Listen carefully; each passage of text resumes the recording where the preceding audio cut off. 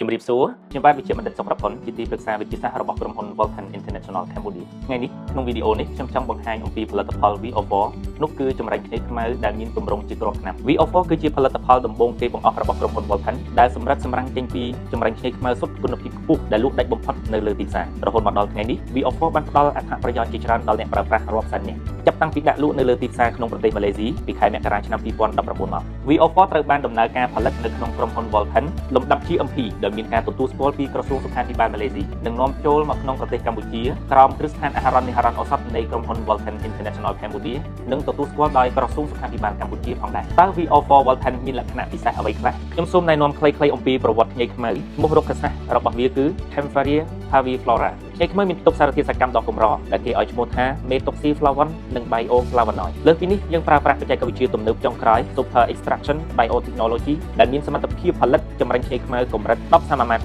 1និងបរិមាណមាត្រដ្ឋានសារធាតុសកម្ម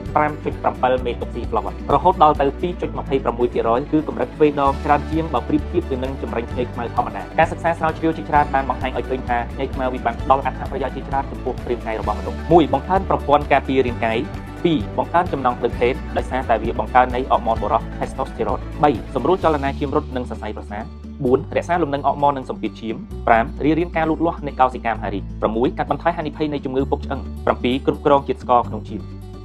តើផលិតផល VO4 Vulcan គេប្រើប្រាស់យ៉ាងដូចម្តេចដែរសម្រាប់រាល់ទម្ងន់10គីឡូក្រាមយើងសូមណែនាំឲ្យទទួលទានមួយគ្រាប់ក្រោយអាហារឧទាហរណ៍ប្រសិនបើទម្ងន់ដងខ្លួនរបស់បុគ្គលនោះ60គីឡូក្រាមនោះគាត់គួរតែទទួលទានមួយថ្ងៃមួយយប់6គ្រាប់នៃ VO4 កាប់ស៊ូលដោយពិសាពេលព្រឹក3គ្រាប់និងពិសាពេលល្ងាច3គ្រាប់ក្រោយទទួលទានអាហាររួចប្រសិនបើលោកអ្នកចង់ទទួលទានលើសពីនឹងក៏មិនជាបញ្ហាអ្វីដែរព្រោះថាតាមពិតទៅភ្នែកខ្មៅចម្រាញ់សុទ្ធនេះមានសុវត្ថិភាពបំផុតក្នុងការប្រើប្រាស់ប្រចាំថ្ងៃដោយពុំមានផលប៉ះពាល់អ្វីឡើយលោកអ្នកក៏អាចបើកគ្រាប់ថ្នាំ VO4 ហើយចាក់ម្សៅភ្នែកខ្មៅលាយជាមួយភេសជ្ជៈប្រចាំថ្ងៃរបស់លោកអ្នកដូចជា V Cafe Premium Black Tea និងម្សៅទឹកដោះគោវីតាមីនជាដើមមួយប្រអប់ VO4 មានចំនួន50គ្រាប់ដោយមួយគ្រាប់មានផ្ទុក130មីលីក្រាមចម្រាញ់ភ្នែកខ្មៅស្រោមគ្រាប់ VO4 នេះត្រូវបានផលិតពីកែរុក្ខជាតិដែលងាយរលាយហេតុនេះ VO4 ក៏ស័ក្តិសមនឹងទទួលទានដោយក្រុមអ្នកប៊ូផងដែរសង្ឃឹមថាលោកអ្នកកាន់តែមានសុខភាពល្អប្រសើរជាងមុនជាមួយនឹងផលិតផល VO4 ក្រុមហ៊ុន Vulcan សូមអរគុណចំពោះការទស្សនានៅវីដេអូមួយនេះ